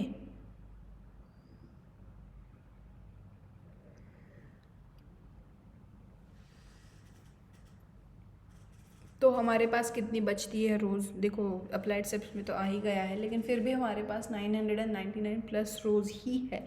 तो हम एक और बार बॉटम रोज़ रिमूव करते हैं, क्योंकि ये ना मैं ये क्यों कर रही हूँ, क्योंकि अभी मैं एक्सप्लेन करने वाली हूँ अपेंड क्वेरीज। और अपेंड क्वेरीज में क्या होता है, जो भी हम नया टेबल इसमें ऐड करेंगे ना वो नीचे ऐड होने वाला है, वो साइड में नहीं ऐड होगा। तो उसको एक्सपैंड एंड ऑल वो सारा ऑप्शन नहीं आने वाला है यहाँ पे, तो इसीलिए मैं ये कर रही हूँ। लेकिन ये फिर भी 999 प्लस ही दिखा रहा है, एंड में तो जा ही नहीं रहा है। तो ओके लीव इट, हम एग्जाम्पल तो यूज़ कर लेते हैं एटलीस्ट, वो तो देख लेते। अभी यहाँ पे इसकी कंडीशन क्या है कि इसको फॉर्मेट सेम चाहिए होता है, वैल्यूज़ अलग हो तो भी चलेगा। मतलब 8 कॉलम्स है तो 8 ही कॉलम्स होनी चाहिए, और फर्स्ट में अगर डेट है तो डेट ही होनी चाहिए फर्स्ट वाले रो में। तो उसी तरीके से हमें डेटा को फॉर्मेट करना पड़ेगा एंड फिर उसे यूज़ करेंगे। तो हम वर्क सेल्स 15 और 17, मतलब अभी एक ही डेटा है उसमें, लेकिन फिर भी हम उसको यूज़ कर लेते हैं क्योंकि हमने वो डेट सोर्स चेंज सेटिंग्स वो ऑप्शन उस पर अप्लाई किया था, राइट। तो इसलिए अभी तो हम ये 15 वाला सिलेक्ट करते, ऑलमोस्ट वो 17 वाला ही है, लेकिन फिर भी सिलेक्ट करेंगे। अगर 2 और मोर टेबल्स लेने हो तो यहाँ पे भी हम एक से ज़्यादा टेबल भी ले सकते हैं, लेकिन हमारे पास अभी तो वो फॉर्मेट है नहीं। हमारे पास मतलब अभी के लिए तो सिर्फ 2 ही टेबल्स है जिसका फॉर्मेट सेम हो। ये लो पॉपुलैरिटी हाई पॉपुलैरिटी के लिए भी अप्लाई हो सकता था, लेकिन ठीक है कोई बात नहीं। 2 टेबल्स करके हमें दूसरा कौन सा टेबल लेना है, ये तो करंट वाला तो उसने बता दिया, और 2017 का है जो क्वेरीज में से हमें उसे लेना है, तो हमने उसे ले लिया। अपेंडेड क्वेरी ये करके भी वहाँ पे आ चुका है, लेकिन हम उसे देख नहीं सकते क्योंकि हमें पता है, क्योंकि वो बॉटम से अप्लाई हुए हैं, और ये तो सिर्फ फर्स्ट 2000 रोज़ ही दिखाता है, राइट, या फिर फर्स्ट 1000 रोज़ ही दिखाता है, ओके। तो इसीलिए हम उसे नहीं देख सकते। एंड इवन दो वो रिपीटेड डेटा ही होने वाला है, क्योंकि ये भी 2017 का डेटा था, वो भी 2017 का डेटा था। यहाँ पे इम्पॉर्टेंट कंसेप्ट ये है कि हमें समझ आना चाहिए कि what is merge query and append query. Merge query, append query, split column, group by, ये चीज़ें बहुत इम्पॉर्टेंट है, तो इस पे ध्यान देना होता है। नेक्स्ट, तो ये हम ये अपेंड क्वेरी जो ऑप्शन है वो हम कब यूज़ कर सकते हैं, जब हमारे पास किसी एक ऑर्गेनाइजेशन का डेटा हो और वो डिफरेंट ईयर्स का डेटा हो। मतलब अगर हमारे पास 2015 से 2020 का डेटा पड़ा हो, उसमें फॉर्मेट तो सेम ही है लेकिन वैल्यूज़ अलग है, राइट। तो हम क्या कर सकते हैं, उसको हम एक ही में अपेंड कर लेंगे और फिर उसको एक साथ ही वर्क कर देंगे, उस पर काम हमारा टाइम बच सकता है, राइट। तो अभी जब हम ट्रांसफॉर्म में आएंगे तो यहाँ पे ग्रुप बाय का ऑप्शन है, use first row as headers, ये तो हमने देखा है। Most of the options repeated है, चीज़ें रिपीटेड है यहाँ पे, तो वो हम नहीं देखने वाले। फिर काउंट रोज़, रिमूव रोज़, ये सारी चीज़ें प्रेजेंट हैं। यहाँ पे हमें जो देखना है वो अगर रीनेम करना हो किसी कॉलम को तो वो हम ऐसे भी रीनेम कर सकते, पर लगे हाथ करना है तो इसलिए हम डबल सेलेक्ट कर लेते, डबल टाइम क्लिक कर लेते हैं कॉलम पे और फिर वो वहाँ से भी चेंज कर लेते हैं, ठीक है। पर अगर if you want to show the option of rename then you can show it from here. Replace करनी हो वैल्यूज़ तो वो भी हम कर सकते हैं, वो तो हमने पहले भी देखा है कि कैसे रिप्लेस करनी है वैल्यूज़। अगर एरर्स भी रिप्लेस करने हो, मतलब अगर किसी कॉलम में अगर कोई एरर हो तो एरर की बजाय अगर हमें कोई और वैल्यू दिखानी हो, मतलब अगर होता है कोई एक ना इतना ढीठ होता है कि उसको चेंज ही नहीं कर सकते, तो एरर है ना, ठीक है तुझे बस अच्छे कपड़े पहना देंगे हम, वैसे तो कर सकते हैं ना हम। तो इसीलिए अगर कोई एरर ढीठ हो तो हम उसको किसी और वैल्यू के साथ रिप्रेजेंट कर देंगे या फिर रिप्लेस कर देंगे, ठीक है। अभी हम देखेंगे पिवोट एंड अनपिवोटिंग। ये भी बहुत इंपॉर्टेंट कंसेप्ट है, इसको भी हमें समझ लेना चाहिए, इंटरव्यू पर्सपेक्टिव के साथ भी ये इम्पॉर्टेंट होता है। पिवोट मतलब क्या होता है कि अगर हमने ये कॉलम सिलेक्ट की, किसी हमें पिवोट करना है किसी और कॉलम के साथ, तो देखो क्या चेंज हुआ, उस कॉलम में जो भी वैल्यूज़ थी वो एज अ हेडर्स प्रमोट हो चुकी है, ठीक है।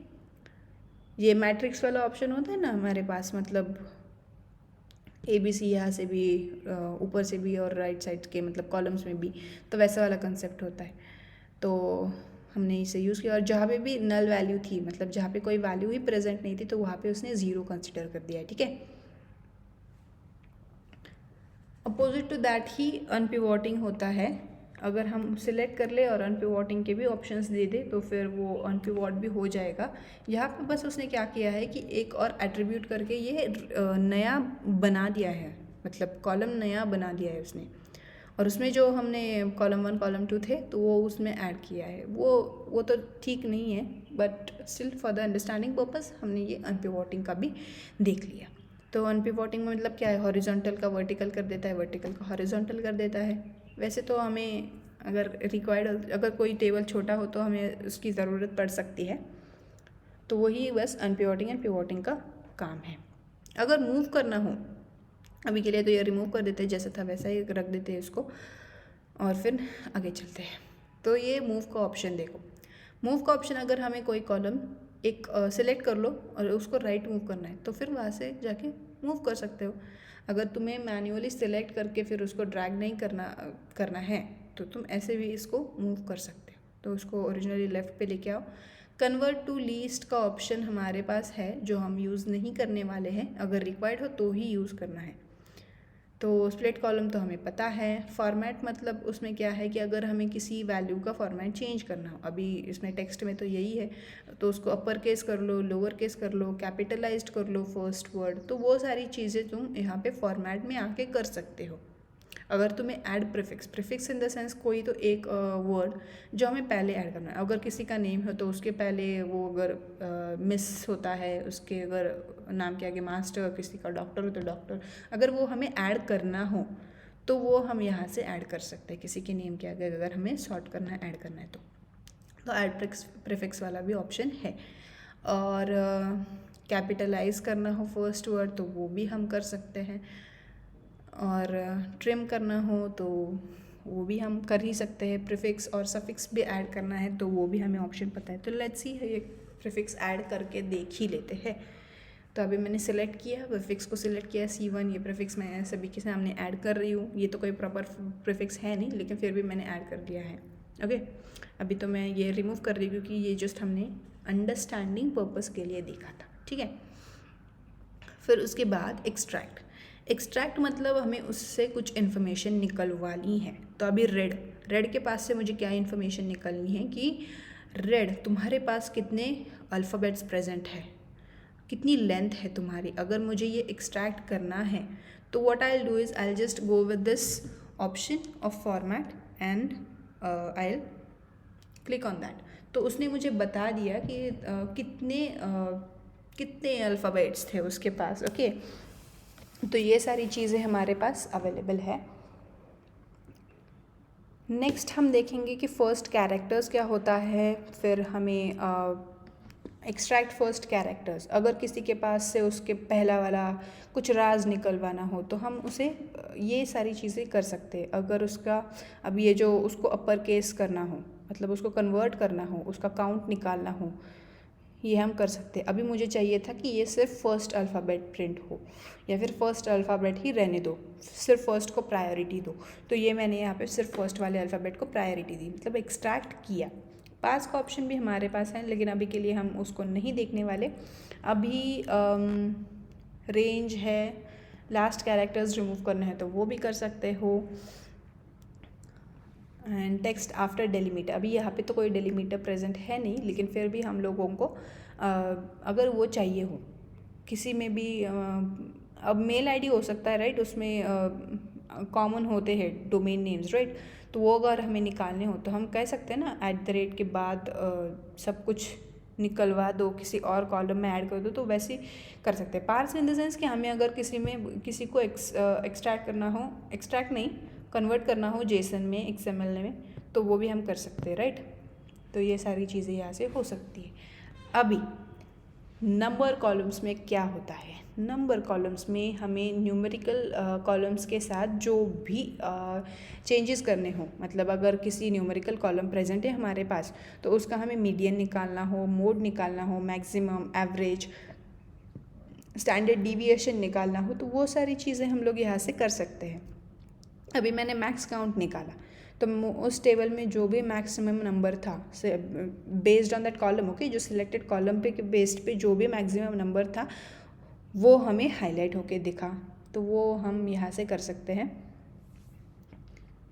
और भी कई सारे फंक्शंस है, स्टैंडर्ड्स है, स्टैटिस्टिक्स है, हमारे रिक्वायरमेंट के अकॉर्डिंग हम उसे यूज़ कर सकते हैं।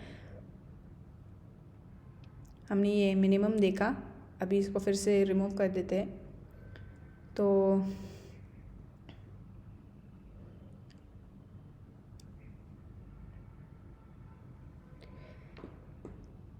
स्टैंडर्ड में हमारे पास क्या क्या ऑप्शंस है, मल्टीप्लाई कर सकते हैं उसको, डिवाइड, परसेंटेज, मॉड्यूल, वो सारी चीज़ें हमारे पास प्रेजेंट है।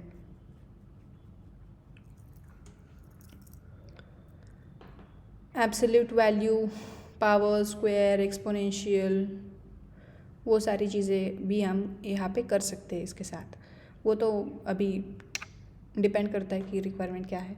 ट्रिग्नोमेट्रिक फंक्शंस भी है, राउंडिंग इन द सेंस कि अगर किसी नंबर, अगर हमारे पास कोई डेसिमल नंबर हो, ओके, डेसिमल नंबर का हम राउंड ऑफ नंबर निकाल सकते हैं।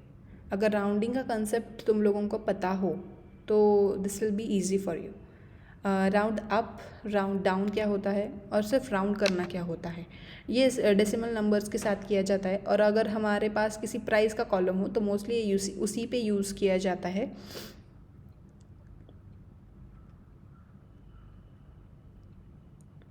तो ये तो प्रॉपरली है नहीं, ओके, डेसिमल नंबर्स, तो इसीलिए हम इस पर राउंडिंग का कंसेप्ट अप्लाई नहीं कर सकते, but still we are going to do it. स्प्लेसिबल, अभी यहाँ तो पॉइंट के बाद तो 2 नंबर्स है ही नहीं, तो वो क्या राउंड ऑफ करेगा, ओके, तो इसलिए उसने नहीं किया है, ठीक है। अगर हमारे पास आगे कोई कॉलम आ गया उसमें डेसिमल नंबर्स हो तो उस पर यूज़ कर लेंगे। अगर आपको यूज़ करने के लिए उसको, मतलब उसकी नीड पड़ गई तो आप यूज़ कर लेना, ठीक है। इन्फॉर्मेशन में क्या है कि इवन है, ऑड है, ये सारी चीज़ें इसमें प्रेजेंट है, तो वो हम यूज़ कर सकते हैं। अभी नेक्स्ट क्या करेंगे, डेट वाला कंसेप्ट समझ लेंगे, डेट एंड टाइम कॉलम। तो ड्यूरेशन भी उसी के जैसा होता है, ठीक है, पर फिर भी देखते हैं हम लोग। अगर हम ये सेल्स में मेरे पास ये डेट का कॉलम है, ओके, तो डेट का डेटा टाइप तो इसने डिटेक्ट कर लिया, ठीक है। डेट जब हम सिलेक्ट करेंगे और फिर इस डेट वाले कॉलम पे आएंगे तो एक पर्टिकुलर डेट के बाद हम लोग डेट मतलब सिर्फ एक नया कॉलम ऐड कर सकते हैं, उसमें सिर्फ डेट हो सकती है, उसमें ईयर हो सकता है, उसमें मंथ हो सकता है, and of the month and most of the चीज़ें हम लोग ऐड कर सकते हैं। अभी मैंने कोई ऐड कॉलम नहीं किया था, ठीक है, इसीलिए ये उसी में चेंज हो चुका है। तो ये this is not a good practice, तो इसलिए मैं ये एक स्टेप बैक जा रही हूँ। क्या करूँगी, फिर से इस डेट को सिलेक्ट करूँगी और ऐड कॉलम करना है हमें, तो इस डेट को सिलेक्ट करने के बाद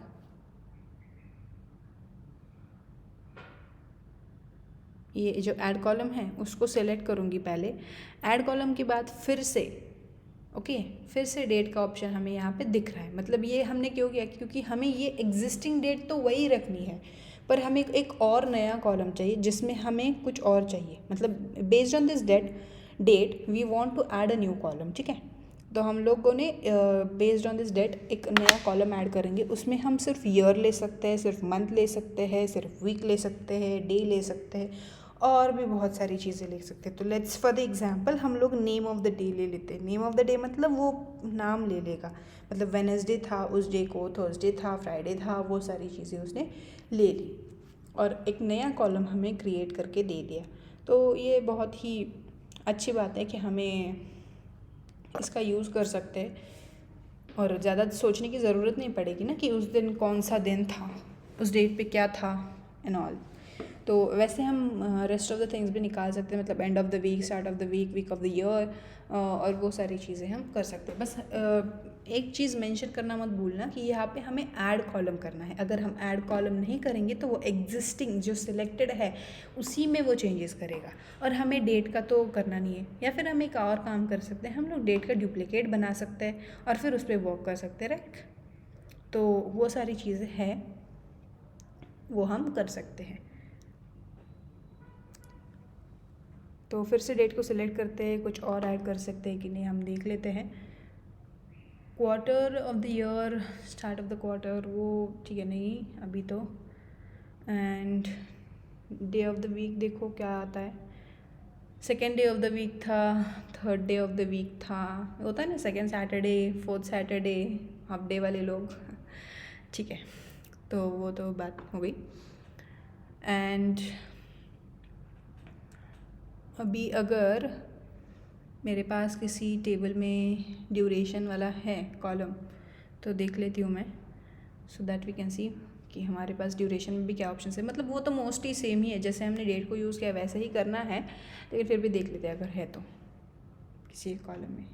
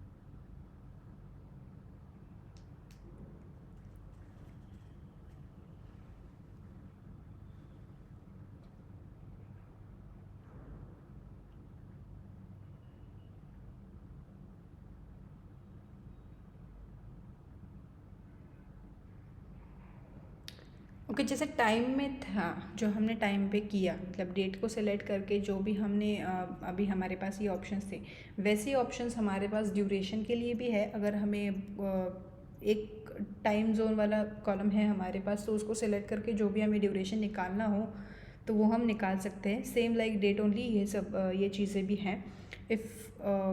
अगर फर्दर आपके पास कोई ऐसा डेटा सेट आए और जिसमें ड्यूरेशन वाला कॉलम हो, या फिर ड्यूरेशन वाला वो कॉलम, मतलब उसके बेसिस पे आप अगर आपको कुछ निकालना हो तो आप यहाँ से निकाल सकते हो।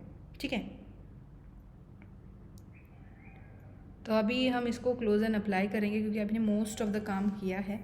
और क्लोज एंड अप्लाई क्योंकि हमें चेंजेस सेव करने हैं, और अप्लाई अगर आप कर सकते हो, सिर्फ आपको चेंजेस सेव करके कुछ और काम करना हो तो क्लोज कर सकते हो, अगर आपको कोई चेंजेस सेव नहीं करने हो तो I am going to go with this close and apply वाला ऑप्शन।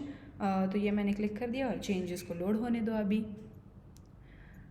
तो हम अभी ये चेंजेस होने के बाद हम मिलेंगे नेक्स्ट वीडियो में, जहाँ पे आप डेटा मॉडलिंग के बारे में समझोगे।